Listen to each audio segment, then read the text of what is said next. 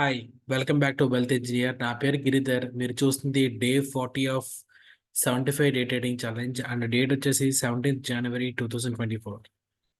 First of all key levels mark చేసుకుంటే previous day high and previous day లో ఈ రెండు కీ లెవెల్స్ అండ్ దెన్ ఇక్కడ ఒక ఇంబ్యాలెన్స్ మూవ్ తో లిక్విడ్ స్విప్ చేసి ఇంబ్యాలెన్స్ వచ్చింది కదా. సో ఈ పర్టికులర్ క్యాండిల్ కూడా చాలా ఇంపార్టెంట్ క్యాండిల్. సో ఈ ఎంటైర్ క్యాండిల్ కూడా మీరు మార్క్ చేసుకోవాలి. సో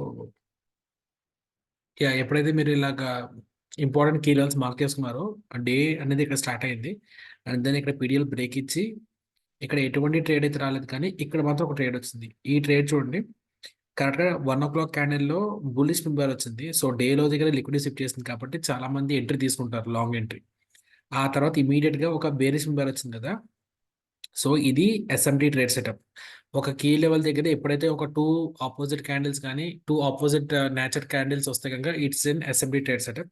అండ్ దెన్ ఇక్కడ ఈ క్యాండిల్ క్లోజింగ్ లో ఎంట్రీ, దీనిపైన stop loss and this has given very good move. Okay, 5 పైన ఎక్కడా క్లోజ్ కాలేదు and this has given very good move. ఇది ఒక ట్రేడ్.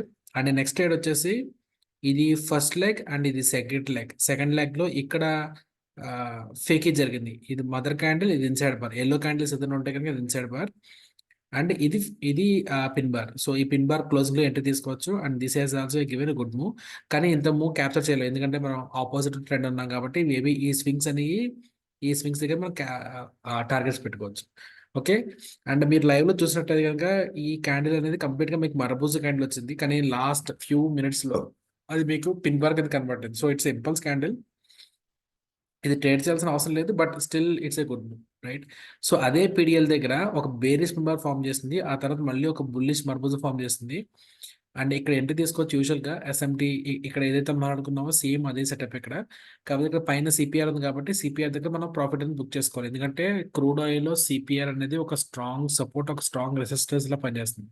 అలాగే ఈ డే హై దగ్గర 2 times మెంబర్ వచ్చింది, దీన్నే సెకండ్ అటెంప్ట్ ఫెయిల్యూర్ అంటారు. అండ్ దెన్ ఇక్కడ ఒక ఇంబ్యాలెన్స్ మూవ్స్ తోటి ఇక్కడ ఒక ఏఎఫ్సి క్యాండిల్ ఫామ్ అయింది. సో ఈ ఏఎఫ్సి క్యాండిల్ దగ్గర ఎంట్రీ తీసుకుంటాం, దీనిపైన సప్లస్ పెట్టుకుంటాం. This has given a good move, around 40 points అయితే ఈ మూవ్ ఇచ్చింది. సో టోటల్ గా అయితే 3 ట్రేడ్స్ వచ్చినాయి. ఒకటి ఇది ఎస్ఎంటి, 2 సెకండ్ లెగ్ ఫేకి, 3 ఐఎఫ్సి క్యాండిల్ అండ్ 4 ఎస్ఎంటి ఉంది, కానీ ఇది అంత ఆబ్వియస్ గా లేదు, అంత క్లారిటీ కూడా ఉండదు లైవ్ మార్కెట్ లో. ఇది ఒక పిన్ బార్, ఇది కూడా అంత అవసరం లేదు ఎందుకంటే మామ్ బ్యాండ్ ఆపోజిట్ లో ఉంది కాబట్టి ఇట్స్ వదిలేసినా సరే పర్లేదు. కొంతమంది ట్రేడ్ చేస్తారు, కొంతమంది వదిలేస్తారు. It's everything depends upon the individual, right? So the are the rates we do have.